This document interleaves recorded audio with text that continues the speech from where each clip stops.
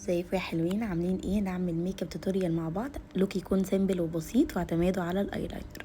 دلوقتي هنستخدم مع بعض الواكس بتاع هديل. همشط بيه شعر الحواجب، حطيت منه كمية مناسبة للحاجب وابتدي امشط شعر الحاجب لفوق واضغط عليه علشان يتسرح معايا بطريقة كويسة. استخدم نفس الطريقة دي في الحاجب التاني وارفع شعر الحواجب لفوق. دلوقتي هنستخدم مع بعض البيز بتاع بلويس عشان احدد بيه الزيادات اللي في الحاجب بتاعي وابتدي افرده على كامل الجفن علشان البيجمنت بتاع الاي شادو وعشان ما يقطعش معايا لانه افضل من الكونسيلر.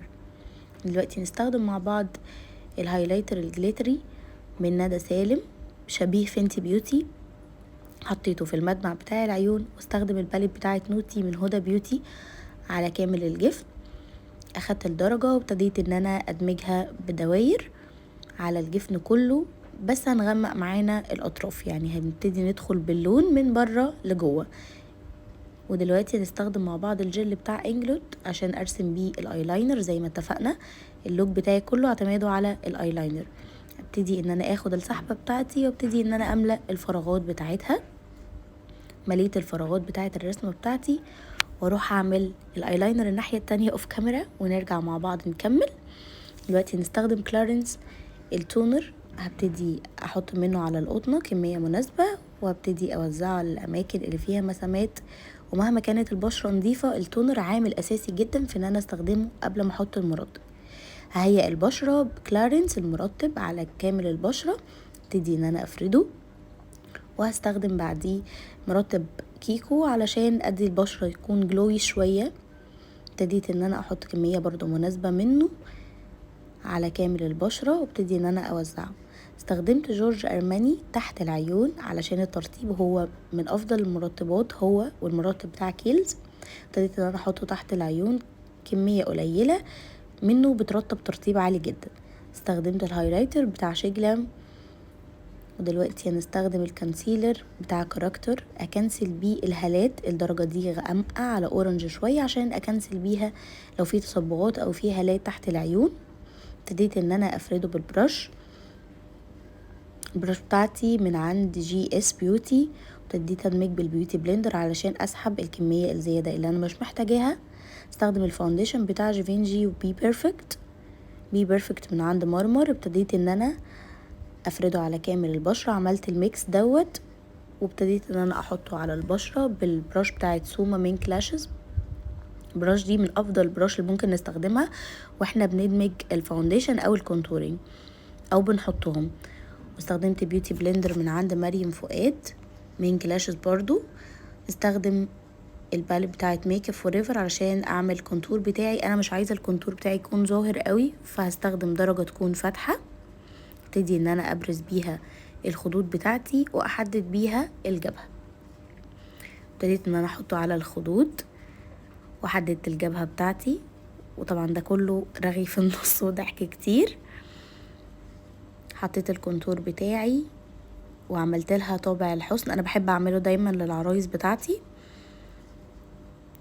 وهبتدي ان انا احدد النوز بتاعتها، حددت العظمتين بتوعها من فوق.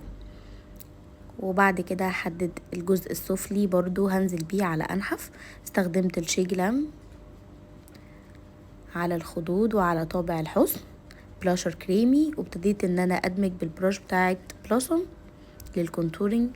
ابتديت ان انا ادمج الجبهة على فوق، ان انا قلت الكونتور بتاعي مش عايزاه يكون ظاهر او واضح معايا قوي، وده هيبان لما ابتدي ادمج معاه الكونسيلر وكله يدخل في بعضه مية واحدة.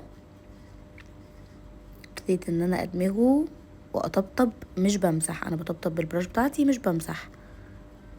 ابتديت برضو ان انا اسحب الخدود بتاعتي على ورا والفوق، بطبطب في نفس المكان مش بنزل لتحت عشان الكونتور ما يسحبش مني ويتفرد على باقي على كامل الخد. استخدمت نفس الخطوات. دلوقتي هنستخدم الكونسيلر بتاع تو فيس درجة فانيلا، ونستخدم جوفيز اعتقد درجة 18. ابتديت ان انا احطها في التجويف بتاع العين من قدام، ونورت بدرجة فانيلا من تو فيس على الاطراف وعلى الجبهة. اخدت نقطة من تارت مش فاكرة بصراحة اسم الدرجة، حطيتها على الجبهة وعلى برضو اطراف العين علشان انا محتاجة ان انا انورها اكتر. دمجت الكونتور بتاعي النوز من فرشة بلوسوم، احسن فرشة للدمج الكونتورينج ما بستغناش عنها. استخدمت الباودر بتاعة شانل على كامل البشرة وابتديت ان انا انضفها. حطيت الهولا برونزج علشان اأكد على الكونتور الكريمي بتاعي، حطيتها في نفس اماكن الكونتور الكريمي. تركيز مش طبيعي هنا. ابتديت برضو ان انا احدد النوز بتاعتي من الهولا بنفس البروش بتاعت بلوسوم.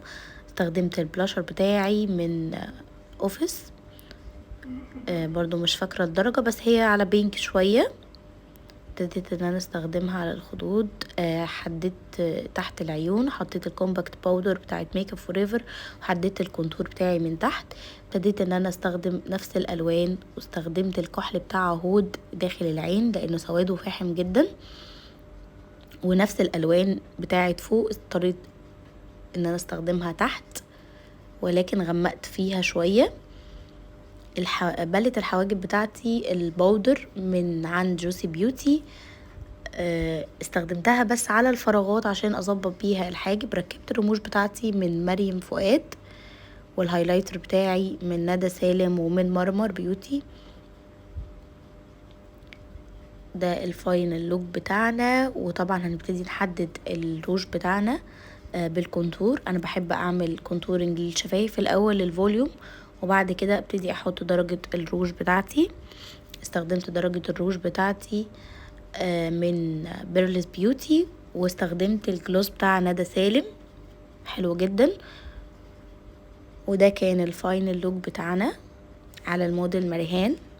اتمنى يكون الفاينل لوك كله عجبكم. استنوا اللوكات الجديدة الجاية.